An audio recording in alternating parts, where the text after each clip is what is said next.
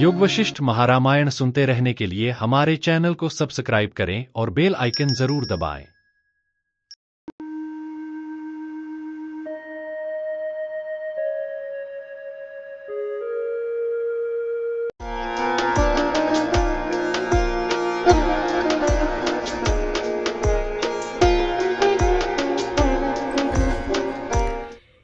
योग वशिष्ठ महारामायण सर्ग 22 स्थिति प्रकरण।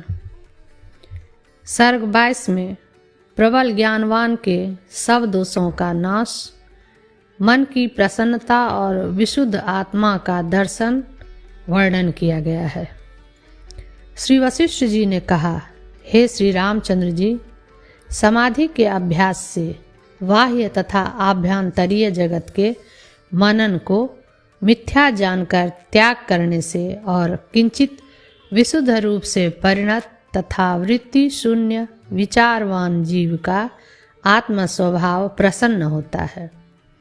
पुनः अज्ञान भूमिका भेद रूप दृश्य को त्यागने से ज्ञान भूमिका में प्राप्त प्रमाता को भी साक्षी चेतन से वेद्य देखने से और भासक चेतन से भिन्न किसी वस्तु को न देखने से स्वभाव प्रसन्न होता है। और जागने योग्य ब्रह्म तत्व के विषय में आत्मरूप जागरूक होने से और घनीभूत मोहमय संसार के मार्ग में सोने से आत्मा प्रसन्न होता है।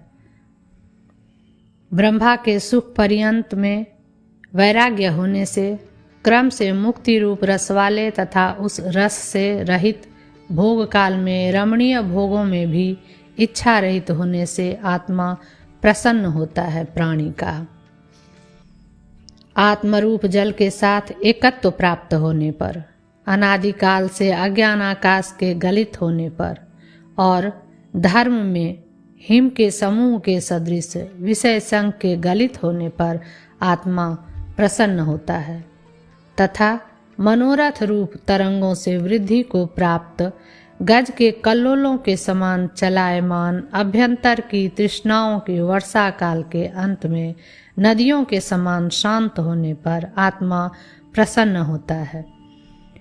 मूसक से दांत के द्वारा पक्षी के जाल के सदृश संसार रूपी वासना जाल के टूटने पर और वैराग्य रूपी वेग से हृदय की ग्रंथि के ढीली होने पर आत्मा प्रसन्न होता है।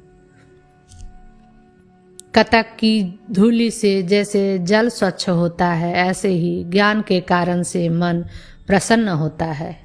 काल से रहित, विषय के गुणों के अनुसंधान से शून्य, भार्या आदि जन समूहों से वर्जित तथा बार बार भोग के लाभ की भूमि से रहित मन अज्ञान से ऐसे निकल जाता है जैसे पंजर से पक्षी। संदेह रूपी दुष्टात्मा के शांत होने पर कौतुक तथा भ्रम से रहित तथा अंत से परिपूर्ण चित्त पूर्ण चंद्रमा के समान शोभित होता है। उत्तम सुंदरता को उत्पन्न करने वाली अवनति से दूर और उन्नति रूप समदृश्यता ऐसे उदय होती है जैसे वायु के शांत होने पर समुद्र में शांतता। सर्वथा अज्ञान रूप अंधकारमय जड़ता से अंतःकरण को जर्जरीभूत करने वाली वासना ऐसे शांत होती है जैसे सूर्य के उदय से रात्रि। चित्त रूपी सूर्य को देखने वाली गुरु सेवा तथा श्रवण मनन समाधि अभ्यास रूप पुण्य वाली विवेक रूपा पद्मिनी हृदय रूपी तड़ाग में ऐसे विकसित होती है जैसे प्रातःकाल सूर्य के प्रकाश से निर्मल आकाश। मनोहर संसार को प्रसन्न करने वाली सत्व गुण की वृद्धि से प्राप्त बुद्धि ऐसे बढ़ती है जैसे संपूर्ण चंद्रमा के किरण। अधिक कहने से क्या प्रयोजन। ज्ञात ज्ञेय ब्रह्मवेत्ता महाबुद्धिमान प्राणी न तो उदय और न अस्त ऐसे होता है जैसे वायु आदि भूत रहित आकाश कोश। विचार से जिसका निज आत्मस्वरूप आविर्भूत हुआ है उसके अनुकंपनीय ब्रह्मा विष्णु इंद्र और शंकर आदि भी हैं, क्योंकि सृष्टि तथा अधिकार आदि में क्लेश ही है। प्रकट रूप से आकारवान होने पर भी जिसका चित्त अहंकार से रहित है, उसको सांसारिक विकल्प ऐसे नहीं प्राप्त होते जैसे मृग तृष्णा के जलपान को मृग। अपने चित्त की वासना के वश से ये सब लोग उत्पन्न होते हैं और नष्ट होते हैं, और जन्म मरण अज्ञानी को वश में कर लेते हैं और ज्ञानी को नहीं। आविर्भाव और तिरोभाव रूप संसार अज्ञानी जीव में होता है, न कि ज्ञानी को। इसमें तत्वज्ञानी मायाकृत व्याघ्रादि कौतुक के सदृश उसमें रमन करता है और अज्ञानी उसमें बंध जाता है। जैसे घट के नष्ट या उत्पन्न होने से घटाकाश न उत्पन्न होता है और न नष्ट होता है, ऐसे ही शरीर के भूषित या दूषित होने पर आत्मा न नष्ट होती है और न उत्पन्न होती है। हे श्री रामचंद्र जी, शीतल विवेक के उदय होने से मिथ्या भ्रम रूपी मरुस्थल उदित वासना ऐसे क्षय हो जाती है जैसे सम्मुख उदय को प्राप्त चंद्रमा सहित सायंकाल में मरुस्थल की मृग तृष्णा। मैं कौन हूँ और यह संसार कैसे उत्पन्न हुआ, यह बात जब तक नहीं विचारी गई तब तक अंधकार के सदृश यह मिथ्या संसार का आडंबर प्राप्त है। मिथ्या भ्रम के समूह से आविर्भूत और सब आपत्तियों का स्थान इस संसार को जो आत्म भावना से सर्वथा निहिसार देखता है, अर्थात बाधित देखता है, वही देखता है। देश और काल के वश से उत्पन्न आदि दैविक तथा आध्यात्मिक आदि सब दुख शरीर को है, न कि पूर्ण आनंद आत्मस्वरूप मुझको। ऐसा जो भ्रम रहित देखता है वही देखता है। अपार दिक्काल आदि सहित और परिच्छिन्न प्रमाण वाली उत्पत्ति तथा चलन आदि क्रिया सहित संसार में सर्वत्र मैं ही पूर्ण हूँ, ऐसा जो देखता है वही देखता है। जो सर्वत्र व्यापी होके यह देखता है कि कोटि प्रकार से कल्पित बाल के अग्र के लाख में भाग से भी मैं सूक्ष्म हूँ, वही देखता है। जीवात्मा तथा उससे भिन्न यह संपूर्ण जगत चित ज्योति मात्र है। ऐसे जगत को जो प्राणी उस परमात्मा से अभिन्न दृष्टि से देखता है वही देखता है। सर्वशक्तिमान और अनंत तथा अद्वितीय चिदात्मा ही सब पदार्थों में स्थित है, ऐसा जो देखता है वही देखता है। आधि व्याधि तथा भय से उद्विग्न तथा जन्म मरणवान यह देह मैं नहीं हूँ, ऐसा जो बुद्धिमान देखता है वही देखता है। तिरछा ऊपर और नीचे व्यापक मेरा महिमा है और मेरा द्वितीय कोई नहीं है, ऐसा जो देखता है वही देखता है। जैसे सूत्र में मणि के समूह गुथे रहते हैं, ऐसे ही मेरे में यह सब संसार गुथा है और अंतःकरण तो मैं नहीं हूँ, ऐसा जो देखता है वही देखता है। अहंकार तथा यह सब दृश्य कुछ नहीं है, किंतु निरामय ब्रह्म ही सब कुछ है।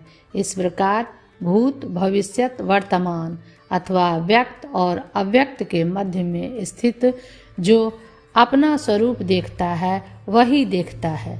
यह त्रैलोक्य नाम से जो प्रसिद्ध है वह मेरा अवयव ऐसे है जैसे समुद्र में तरंग, ऐसा जो अपने अंतःकरण में देखता है वही देखता है।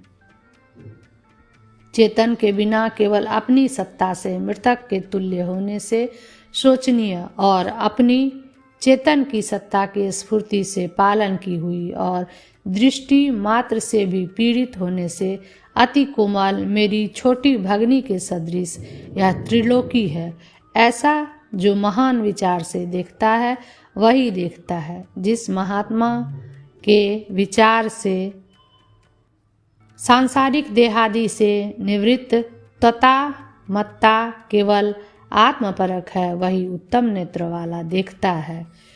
विषय के संबंध से रहित तथा अपनी सत्ता के प्रकाश से जगत जाल को व्याप्त करने वाले चित्त भैरवमय शरीर युक्त इस आत्मा को जो देखता है वही देखता है।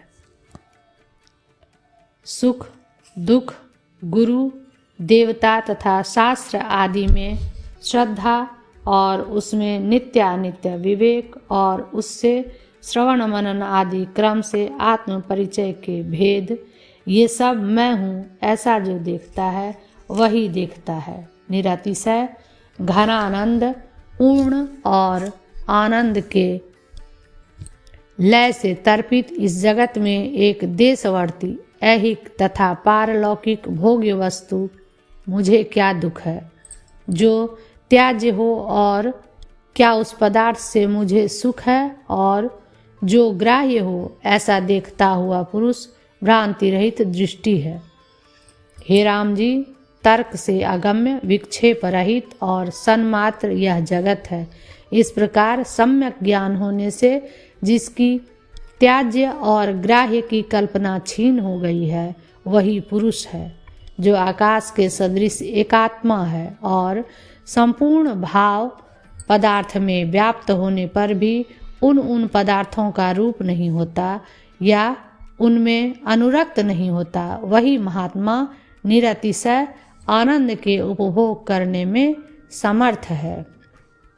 जागृत, स्वप्न और सुषुप्ति से विनिर्मुक्त, मृत्यु का भी प्रीतिभात पात्र, सौम्य, सर्वत्र समान और तुर्यावस्था में प्रतिष्ठित जो प्राप्त पद है उसको मैं नमस्कार करता हूँ। जिसकी यह बुद्धि है कि संपूर्ण ब्रह्मांडों में एक ही ब्रह्म है और विचित्र तथा रमणीय विभव वाली जगत की सृष्टि, स्थिति तथा प्रलय रूप कल्पना में जिसकी ब्रह्माकार वृत्ति अनंत है, उस परम ज्ञानवान जीवन मुक्त शरीरधारी साक्षात शिव को हमारा नमस्कार है।